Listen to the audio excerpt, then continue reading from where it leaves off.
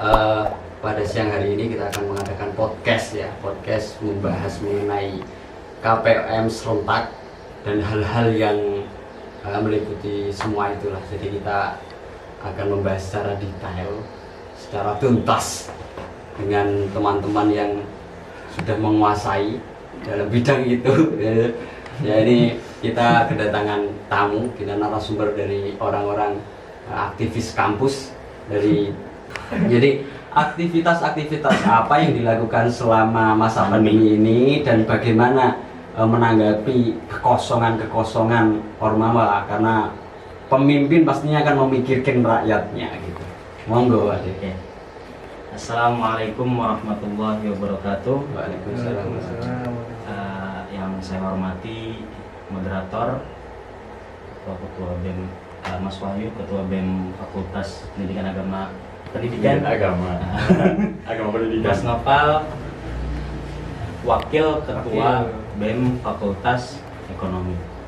Oke, langsung saja. Kegiatan-kegiatan selama masa pandemi. Jujur, saya salah satu korban mahasiswa perantauan yang tidak bisa pulang. Jomblo. Udah jomblo ya kan? Awalnya memang ada keinginan untuk pulang dan orang tua juga menyuruh saya pulang. Tahu sendiri yang mabuk agama gimana? Covid takut kok mah, Tuhan nggak takut gitu kan Mas? Sedikit hati-hati, kasihan ini kok.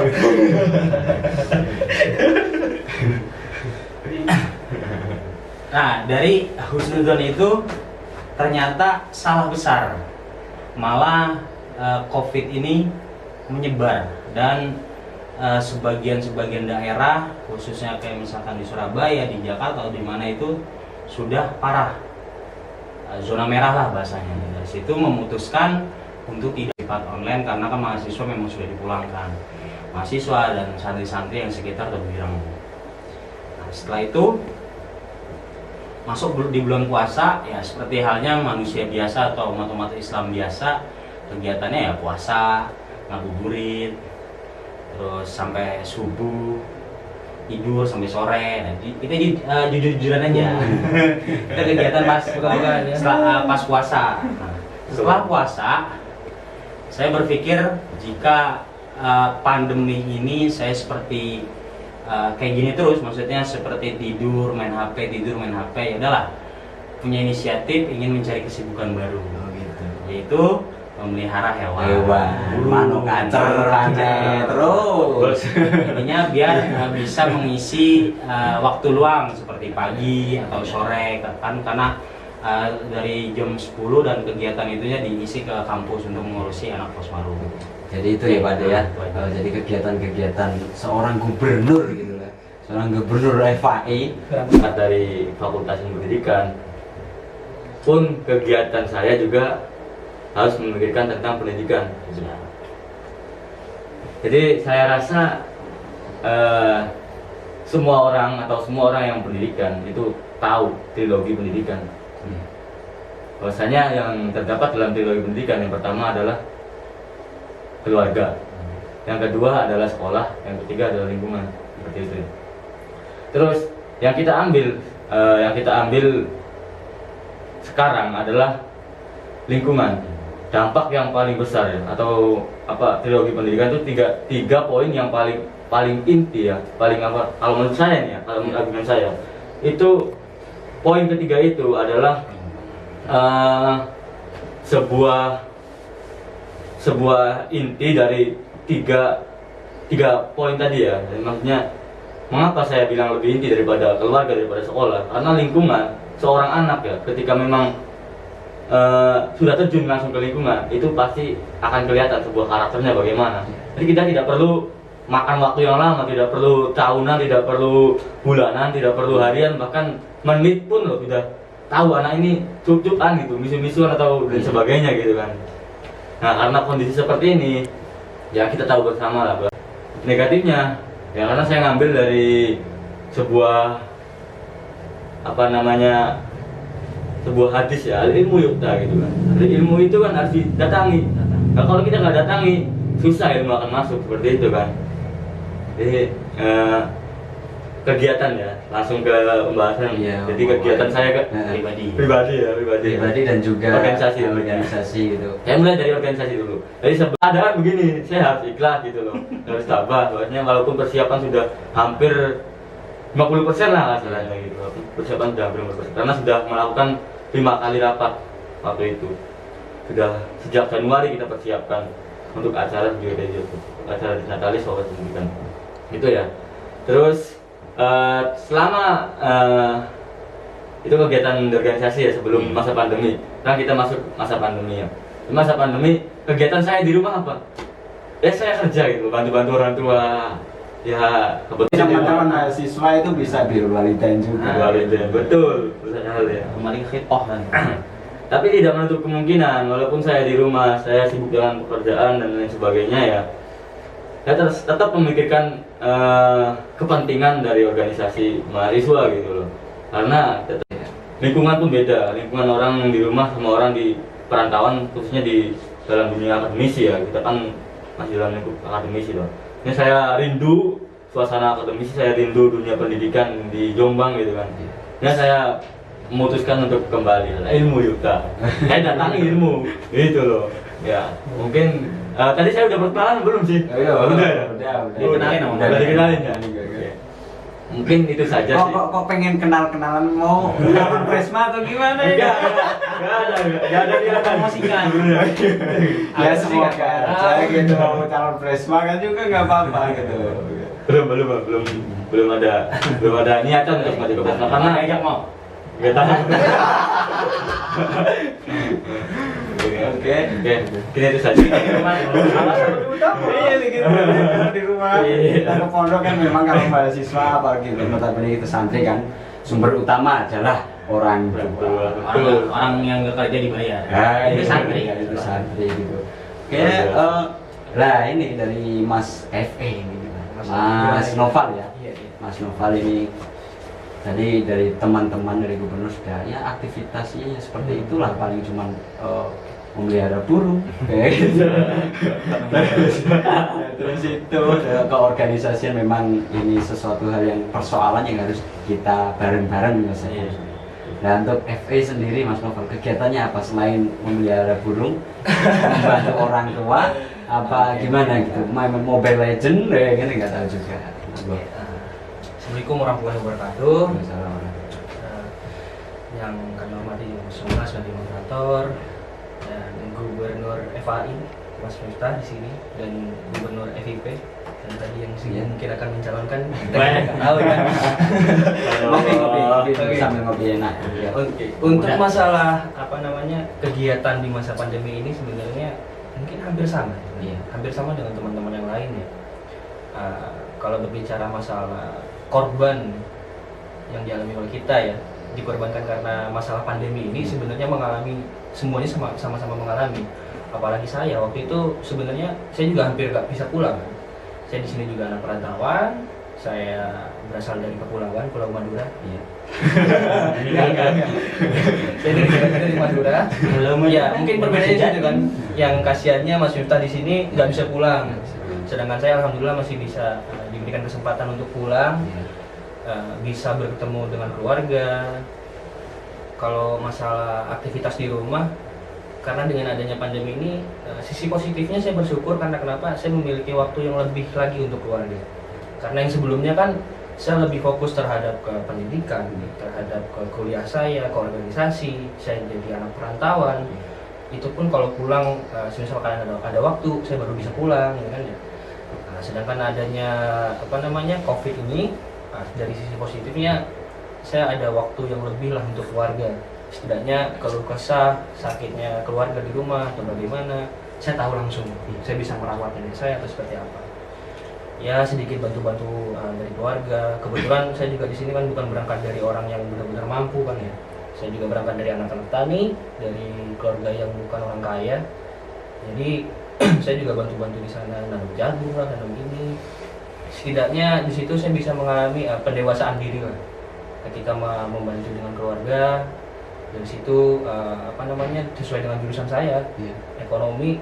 Dari situ mulailah muncul tuh di otak-otak saya tuh, wah ini kalau kayak gini Jadi duit Nggak jadi duit ini. Bahaya nih. Ngerokok nggak bisa nih. Cuman nggak ada. 2020 harus cuanisme. Asasnya cuanisme. Sebenarnya kan jurusan saya kan. Iya, cuan. Tapi dia cuan. Jurusan cuan. Ekonomi cuan, gampangnya cuan. Tak otak Jadi adanya COVID ini langsung kan otak saya langsung bereaksi Cuan. maksudnya masalah cuan tadi kan. langsung bahasa Waduh, ini harus gimana nih? Kalau cuma bantu-bantu keluarga di masalah pertanian kan, bisa jadi takutnya tidak mumpuni dalam penanganan ekonomi keluarga. Akhirnya cari ide, cari teman-teman yang sama-sama mahasiswa ataupun yang bukan mahasiswa tapi kerja di sana. Setelah itu ada kegiatan ternyata di di kampus kan, adanya Posmaru ya Pak Ade ya. Posmaru secara daring kan. Nah, mau nggak mau akhirnya saya meninggalkan bisnis kecil-kecilan itu. Saya kasihlah ke saudara saya, ini tolong terusin, siapa tahu bisa bisa menangani masalah ekonomi keluarga nih. Ada Posmaru online, saya dikabarin kebetulan di sini Mas Miftah sebagai ketua pelaksananya ya, dikabarin kapan bisa balik ke Jombang nih untuk masalah ini, teman-teman panitia segala macam, perwakilan dari BEM ya. Ya udah, akhirnya saya menemukan saya lihat burungnya cakep-cakep nih, burungnya cakep-cakep, ternyata ada cuan di situ, tes, saya nyoba lah kemarin, coba join, Gagal. tapi gagal. Jelas Ya, ekonomi. gagalnya mungkin karena Leong jadi pemimpin kok nggak mikirin teman-teman FE gitu atau gimana? Atau Enggak, soalnya kan gitu? kalau di dalam dunia bisnis kan sebenarnya Karma mungkin teman-temannya. enggak, bukan nggak memikirkan anak-anak ekonomi. Ya, iya. Cuma kan kalau dalam dunia bisnis kan tidak mungkin yang Ya, imbas daripada masa pandemi seperti ini memang banyak sekali. Salah satunya dari pemimpin gubernur ini ya di Universitas Hasyim Asy'ari kebingungan. Bingung sampai sudah Mas Wahyu misalkan Fakultas Ilmu Pendidikan ingin mendatangkan Sujiwo Tejo, gitu kan, itu yang sebagai kalau di Unhas itu sendiri besar lah, Ya, bisa tapi- mendatangkan, tetapi tapi tetap- kendala seperti itu. tetap hubungan baik kita sama Tejo. Oh, Gimana iya. kali Lumayan, Oh, iya. tapi bisa. Iya, takutnya mau ngundang lagi nggak diterima. Ya itu yang banyak sekali program-program yang nggak bisa dilaksanakan. Terus dari FAI juga disnatalis, enaknya ini ya disnatalis gitu, udah mau besar tetapi nggak bisa jalan juga. 80% lah. 80%. Soalnya emang juga rencananya semuanya, dari semuanya. beberapa BEM fakultas itu diperbesar di Desanalan semua ya. sudah semua. Hampir per barang. Tidak stagnan atau bahkan punah bahasanya. Nah, mungkin lobster yang sekarang digaung-gaungkan Ya, oleh iya.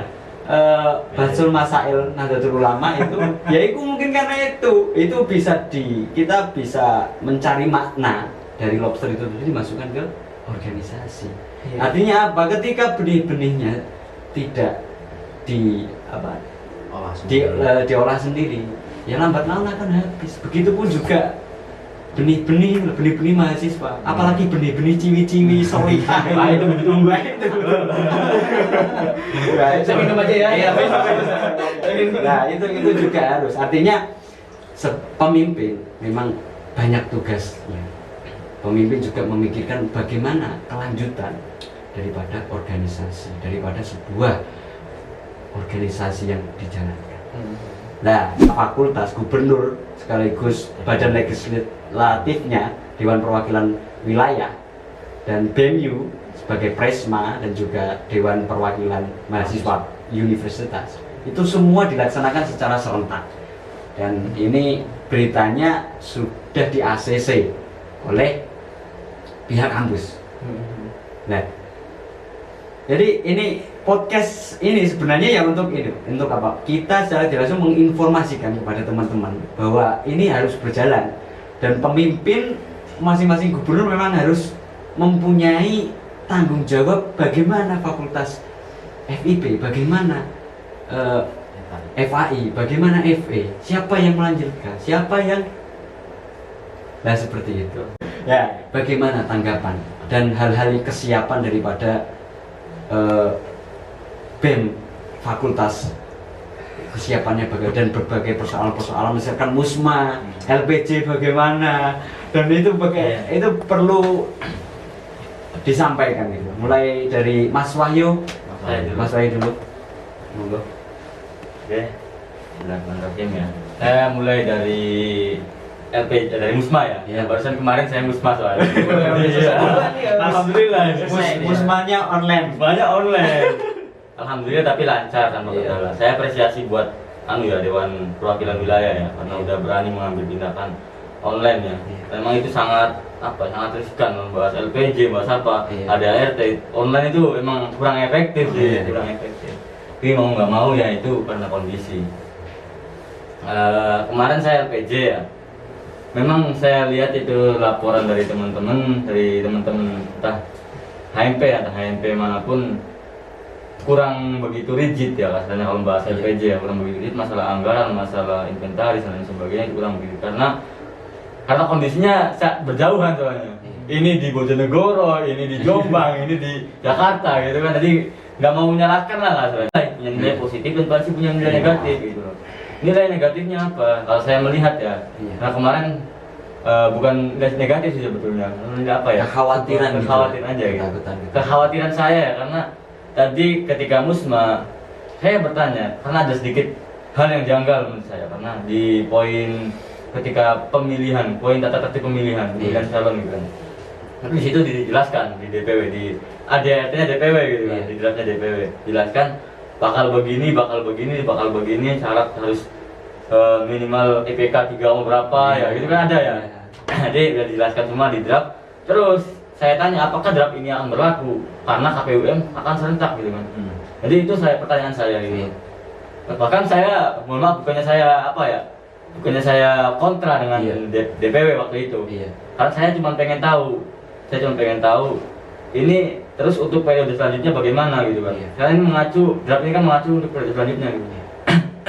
Jadi saya tanya, terus dikembalikan oleh DPW oleh panitia KPUM. Panitia KPUM kebetulan waktu itu kalau nggak salah Mas Wawa yang ngomong gitu. Karena online soalnya kan. Kalau nggak salah Mas Wawa itu menjelaskan ya nanti persyaratan kebijakan tata tertib pemilihan itu nanti dibahas di KPUM, di Kongres katanya. Di Kongres seperti itu kan. Ya kurang lebih saya menangkap seperti itu. Namun itu kan menjadi sisi kurang lah hasilnya. Kalau saya kan karena DPW ini karena wilayah ini sudah punya otoritasnya sendiri gitu. DPW itu wilayahnya di FIP. Dan mau nggak mau di FIP draftnya pemilihannya harus mengacu pada draft. Persyaratan KTM berapa, ini berapa gitu kan harus mengacu ke draft. Waktu itu ya udah karena emang nanti keputusannya ada di Kongres, jadi mau nggak mau ini nggak usah dibahas tuh saya gitu kan. Ngomong waktu gitu kan, ngomong waktu gitu. Udah gitu. Terus belum ada yang benar-benar bilang ke saya mau nyalon Pak gitu. Itu aku jempol, saya acungi kalau ada yang bilang gitu. Sampai saat ini belum ada, tapi saya tidak mantau ya, ada beberapa omongan, ada beberapa ini mengajak untuk jadi wakil lah, ini ayolah, betulnya udah koalisi lah gitu. Tanpa pengetahuan saya gitu. Alhamdulillah udah ada lah misalnya untuk maju di BEM FIP ataupun di HMP. Insya Allah sudah ada beberapa nama yang bakal meneruskan estafet kepemimpinan di masa saya dan juga masa tua-tua HMP sebelumnya gitu. Oke, itu saja ya. Itu ya. Jadi ada lagi. Ya dari Mas Wahyu mungkin itu saja Iya. ya. Nanti ditambahi di berikutnya Siap. langsung kalau dari pihak FAI Pro langsung balas saja. Kan saya bukan kontra saya itu bukan kontra, saya nggak mau. Saya moderat ya. Biasa hari. Iya gitu ya. Mending jadi sikapi dengan serius. Ya, jadi memang banyak sih, memang ada sisi negatif dan positifnya gitu kan. Jadi kita kan ke Pak D ya, FAI, Gubernur FAI mengenai KPUM serentak 22 prodi dan semua badan eksekutif legislatif secara bersama dan dilaksanakan e-voting. Oke, sebelum berbicara KPUM, alangkah baiknya saya ini memaparkan kejadian di FAI dulu. Saya tadi nggak sempat. Pembelaan. Nggak sempat soalnya. Pembelaan dulu ya. Bersih udah. Oke, kondisi sekarang di masa pandemi ini FAI awalnya memang saya sendiri dan anggota-anggota BEM saya sendiri itu menggebu-gebu untuk membuat program kerja. Ya, seperti halnya di HMP di ruang lingkup FAI. Ya, tapi namun yang namanya musibah nggak ada yang tahu seperti corona ini. Dan corona ini juga kan nggak cuma di Indonesia aja, tapi internasional. Semua terdampak, ekonomi, pendidikan, atau sosial atau apalah. Gitu. Coronanya go internasional. Internasional ya, corona itu internasional. Tapi kalau misalkan semua itu kan tergantung daerah mana atau wilayah mana yang sanggup untuk menghadapi masa pandemi ini. Kan ada orang yang daerah yang udah pesimis, ada orang yang udah optimis. Ya, seperti halnya di dalam organisasi. Saya melihat di FIV memang selalu optimis, di FA juga, dan kebetulan di FAI juga bisa dibilang optimis tapi merempet ke pesimis. Karena gini, melihat optimis dong. Wajib dong. Optimis tapi merempet ke pesimis. Rasanya kayak gitu. Jadi, karena melihat jumlah anggota ya dibandingkan dengan FIV atau FAI itu tahu sendiri lah, mayoritas kampus depan FAI. Nah, saya sebagai ketua dan dibantu oleh wakil saya Mas Fairuz itu kerja keras lah untuk mensosialisasikan bahwasannya jangan sampai ada kekosongan ketika masa pandemi ini. Tapi melihat memang giroh mahasiswa sekarang, pertama memang kendalanya kan nggak di sini sih, maksudnya nggak di sini, di rumah masing-masing. Ya, saya melihat memang kurang adanya semangat untuk untuk benar-benar atau berkhidmah ke kampus melalui organisasi itu. Minim berarti ya. Minim minat. Minim minat. Ya kalau misalkan kalau kata kitanya minim regenerasi lah bahasanya. Tapi jika memang KPOM ini akan benar-benar terlaksana, akan saya doain akan terlaksana lah, misalkan terlaksana. Apa bahasanya? Dari saya berharap bisa membawa perubahan yang luar biasa, yang luar biasa dan harus dipatenkan dari segi undang-undang yang ada RT-nya, makanya diruntuhkan kayak misalnya secara hukumnya. Nanti di situ kan disusun ya undang rektorat, undang dekan, undang ketua kaprodi. Nah, itu harus duduk bareng karena selama saya mengikuti organisasi kayak misalkan nanti setiap fakultas musma atau kongres itu di undang-undang itu ada sebagian kecil undang-undang yang tidak sinkron sama peraturan-peraturan kampus. Contoh kayak misalkan kalau misalkan di kampus-kampus luar itu mahasiswa yang aktif di organisasi itu diistimewakan oleh kampusnya. Luar biasa, rewardnya luar biasa. Nah, sedangkan kita ya di ADRT itu situ ada itu kalau nggak salah komisi B yang menspesialkan anak-anak yang aktif di organisasi. Tapi kenyataannya bukan yang jelek-jelek ya, tapi menganalisis saya dan kenyataannya yang saya rasakan ada sebagian dosen yang kurang mendukung akan kegiatan-kegiatan normal. Nah, situ kan ada gimana gitu. Nah, saya berharap keberanian dari teman-teman DPM atau nanti KPOM ketika kongres itu undang rektorat, undang ini untuk membuat ya bahasanya kita buka kritoh baru lah, buka lembaran baru. Jadi undang-undang itu jadi benar-benar integrasinya dari mulai hukum teratas sampai hukum terbawah. Nah, itu saran atau keinginan mungkin dari ini juga setuju. Setuju sih memang. Organisasi kan memang harus ada dasar hukumnya. Iya kan, ya tahu sendiri lah. Kita kan berbicara organisasi cuma ya kalau misalnya orang yang anak-anak atau mahasiswa yang cuma paham organisasi ya cuma melakukan kegiatan-kegiatan tanpa memikirkan kegiatan itu dikomandoi ini, kegiatan itu dilindungi oleh undang-undang ini atau ini. Itu kan nggak ada yang maksudnya mahasiswa nggak ada yang mikir situ. Makanya dari acara podcast ini saya berharap KPUM atau teman-teman DPM berani mengambil tindakan atau berani merubah keseluruhan semua undang-undang atau ADRT yang akan kita pakai ke generasi selanjutnya. Itu untuk kemaslahatan kita semua. Oke, dari saya itu aja. Oke, itu ya dari Mas Miftah, Pak D aja lah, nah Kaku banget ya Mas Miftah. Mas Miftah. Nanti keliru sama wakil rektor. Iya gitu ya. Takutnya keliru sama rektor 3 gitu ya. Ya sih bung Pak D sih. Tahu aja ya, jadi mengenai jadi lebih kepada KPUM itu memang harus benar-benar menganalisis secara serius. Secara serius. Jadi keinginan anak yang gini-gini. Oke. Geser langsung ke ini kecuanisme. Jadi panggilan sekarang Kecuanisme ekonomi. Ya, jadi memang tadi ya, jadi memang banyak positifnya. Jadi kata Mas Novel tadi, kalau di rumah bisa lebih dekat dengan keluarga dan lain sebagainya. Tapi sisi lain ada kesibukan untuk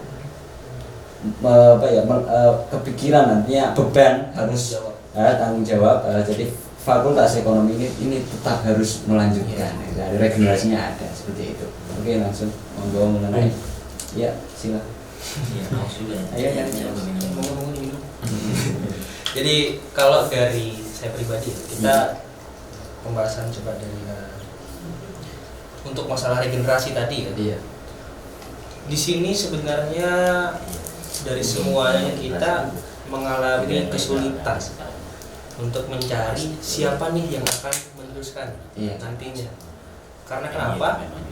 Kalau dilihat dari keadaan sekarang, apalagi di masa pandemi ini ya, itu banyak mahasiswa yang mulai apatisnya muncul semua. Karena kenapa? Di rumah kadang bisa jadi mereka tidak ada kegiatan, hanya rebahan aja. Segala informasi terkadang mahasiswa di rumahnya itu ada yang tidak tahu. Nah, dengan kegiatan yang minim di rumah itu kan bisa memunculkan mahasiswa ini jadi apatis, jadi nggak sama seperti sebelumnya. Nah, itu yang menjadi kesulitan untuk mencari regenerasinya ya. Siapa nih yang bakal meneruskan nantinya?